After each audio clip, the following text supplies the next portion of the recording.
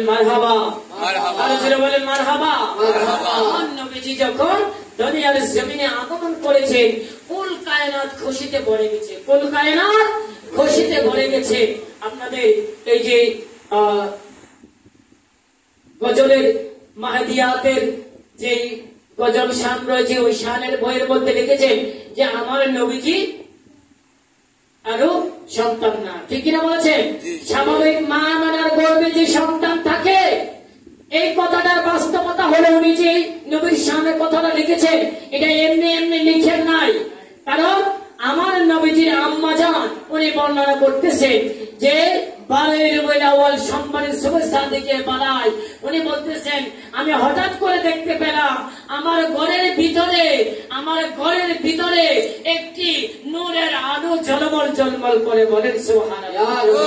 এরপরে আমি শুনতে পেলাম মেসকা আম্বরের চাইতো আর সুঘ্রাণ আমার নাকে লাগতেছে। আমি আশ্চর্য হলাম, এর কারণ কি? আমি হঠাৎ করে তাকাইয়া দেখলাম আমার ঘরের ভিতরে 4 জন সুন্দরী রমণী মহিলা দেখা যায়, জোরে জোরে বলেন সুবহানাল্লাহ। এরপরে মা আমেনা বলেন আমি ওনাদেরকে জিজ্ঞাসা করলাম, কে গো আপনারা? আপনারা আমার ঘরে কেন এই ভোর রাতে? আপনারা কারা? আপনাদেরকে তো চিনি না, জীবনে কোনোদিন দেখি নাই, আরবের আনাচে কানাচে কখনো আপনাদেরকে দেখি নাই, আপনারা কারা?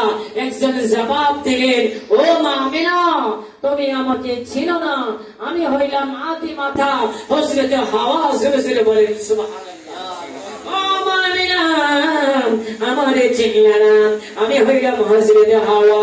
আরেকজন বললেন আমি হইলাম হযরত ইব্রাহিম নবীর স্ত্রী হযরত হাজরা। আরেকজন বললেন আমি হইলাম আসিয়া। এইভাবে ওনাদের পরিচয় দিলেন, দিয়া বললেন আমি আজকে আপনার ঘরে এসেছি এই জন্য, আপনার ঘরে দু জাহানের বাদশা নবী রাহমাতুল লিল আলামিন আগমন করতেছে। আরেকজন বলেন ইয়া রাসূলুল্লাহ, বলুন ইয়া হাবিবাল্লাহ। এই কথা শোনার পরে আমার নবীজির আম্মা জান হযরত আমেনা আলাইহিস সালাম উনি আশ্চর্য হয়ে গেলেন।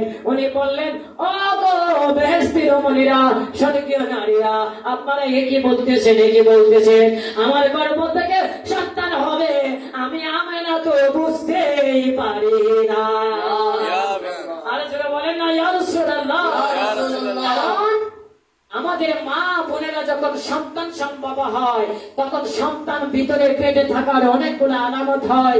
সবচেয়ে বড় আলামত হলো ওনাদের পেট একটু বেড়ে যায়, বড় হইয়া যায়। মা আমেনা বলে আমার পেট তো বড় হয় নাই, বাড়ে নাই, এখন পর্যন্ত এই মুহূর্তে আমি দেখতেছি আমার পেট স্বাভাবিক অবস্থায় আছে, আমার গর্ভে কিভাবে সন্তান আছে, কিভাবে সন্তান হবে আমি তো বুঝতে পারি না। সুন্দরী রমণীরা, বেহেশতি নারীরা বা মা হাওয়া হযরত আসিয়া হাজরা বললেন আপনি বুঝতে পারবেন না, কিছুক্ষণ অপেক্ষা করুন, অল্প সময়ের ভিতরে রাহমাতুল লিল আলামিন দরদমে আগমন করবে, উনার গোলামি করার জন্য, উনার তাজিম করার জন্য, উনার খেদমত করার জন্য। আম্মা আমাদেরকে আল্লাহ রাব্বুল আলামিন বেহেশত থেকে দুনিয়ায় পাঠিয়ে দিয়েছে, বলেন সুবহানাল্লাহ। এই যে মেহেদিয়াতের শানে আমার নবীজি যে শানটা বলেছে, এটাই এই সারমর্ম ব্যাখ্যা, এই যে গজলটা শানটা। মা আমেনা বলেন আমি বুঝতেই পারি নাই আমার গর্ভ থেকে নবী আসবে। কিছুক্ষণ পরে মা আমেনা বলেন আমি দেখলাম একটি সন্তান, শিশু সন্তান আমার কোলে ধরতেছে, জোরে জোরে বলেন সুবহানাল্লাহ। এবং একটি নূরের আলোক পত্রিকা আমার ঘর থেকে বের হইল। আমি সিরিয়া এবং ইয়ামেনের বড় বড় রাজপ্রাসাদ করা অন্ধকারের মধ্যে আমার ঘরের ভিতরে থাকিয়া ওই নূরের আলোতে আমি দেখতে পেলাম, জোরে জোরে বলেন সুবহানাল্লাহ। তাহলে আমার নবী কি নূরের নবী? জোরে বলেন ঠিক কিনা? আমার নবী নূরের নবী। কিতাবের মধ্যে আরো রয়েছে যে কাবা শরীফের ছাদে, কিসের? কাবা শরীফের ছাদের মধ্যে 3টি পতাকা। কয়টি পতাকা? ফেরেশতারা পতাকা নিয়ে মিছিল করতেছে, মারহাবা ইয়া রাসূলুল্লাহ, মারহাবা ইয়া হাবিবাল্লাহ, দড়ি দিয়ে দিয়ে আমার নবীজির আগমনকে স্বাগতম জানাইতেছে।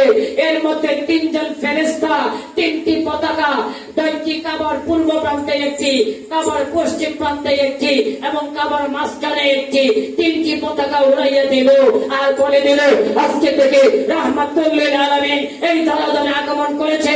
আল্লাহ রাব্বুল আলামিন মসজিদ থেকে মাগরিব, সীমান্ত থেকে জুনুব সমস্ত সৃষ্টি জগতের জন্য নবী মুহাম্মদকে করে দিলেন এবং নবী মুহাম্মদের মালিকানা করে দিলেন সৃষ্টি জগৎকে। জোরে জোরে বলেন সুবহানাল্লাহ, আরো জোরে বলেন না সুবহানাল্লাহ।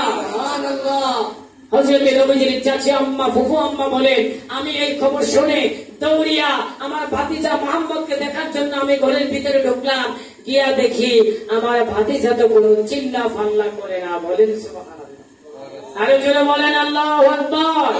বলুন ইয়া রাসূলুল্লাহ, বলুন ইয়া হাবিবাল্লাহ। পবিত্র ঈদে মিলাদুন নবী জিন্দাবাদ, পবিত্র ঈদে মিলাদুন নবী জিন্দাবাদ, তরিকায়ে মেহদিয়া জিন্দাবাদ, তরিকায়ে মেহদিয়া জিন্দাবাদ। নবীজির ফুফু আম্মা বলেন আমি দৌড়ে চলে গেলাম।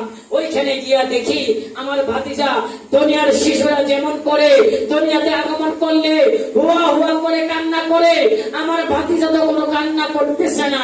আমি আশ্চর্য হয়ে গেলাম, না জানি মৃত সন্তান জন্ম হইল কিনা।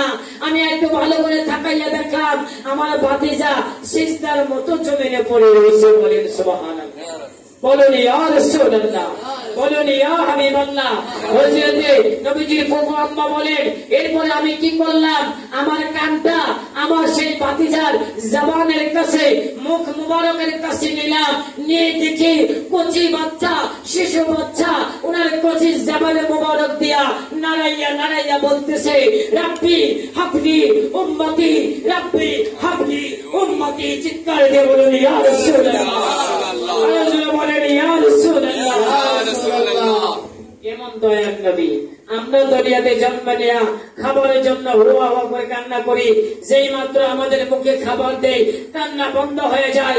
আর আমার নবীজি দুনিয়াতে আগমন করে নিজের পেটের চিন্তা করেন নাই, সর্বপ্রথম উম্মতের চিন্তা করেছেন। বলেন সুবহানাল্লাহ, বলুন ইয়া রাসূলুল্লাহ।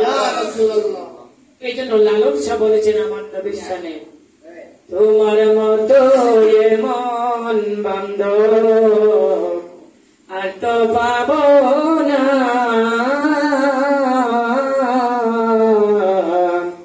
দেখা দিয়া ওরে রাসূল ছেড়ে যেও না। বলেন সুবহানাল্লাহ। লালন ফকির আমার নবীকে চিনে কিন্তু মৌলভী আমার নবীকে চিনল না, ঠিক কিনা বলে? মোল্লা মুর্শিদ আমার নবীর চিনে না, লালন ফকির আমার নবীর চিনল। নবীর সামনে কি সুন্দর নাচ দিয়ে গেল, বলে তোমার মতো দয়াল বান্ধব আর তো হবে না, দেখা দিয়ে ওহে রাসূল ছেড়ে যেও না। কি সুন্দর একটি নাচ আমার নবীর সামনে গিয়েছেন। আরো অনেক সুন্দর সুন্দর নাচ আমার নবীর সামনে গিয়েছেন। বিভিন্ন কবিরা আমার নবীর সামনে নাচ গিয়েছেন।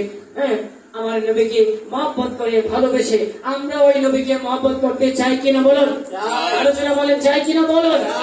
আমি ধন্যবাদ জানাই এই দরবারে তত্ত্বাবধায়ক যিনি আছেন, ইনি আমাকে আজকে স্মরণ করার জন্য আপনাদের সৌবতে আসতে পেরেছি, জামানার ইমামের সৌবতে আসতে পেরেছি। আল্লাহ রাব্বুল আলামিন যেন আমাদের প্রত্যেককে কবুল করেন। আমরা অনেকে দূর দূরান্ত থেকে এসেছি, প্রত্যেকের মনের নেক বাসনা কবুলের মঞ্জুর করেন। সকলে বলেন আমিন। ওয়া আখিরি দাওয়ানা আলহামদুলিল্লাহি রাব্বিল আলামিন ওয়াসসালাতু ওয়াসসালামু আলা সাইয়্যিদিল আমবিয়া ওয়াল মুরসালিন।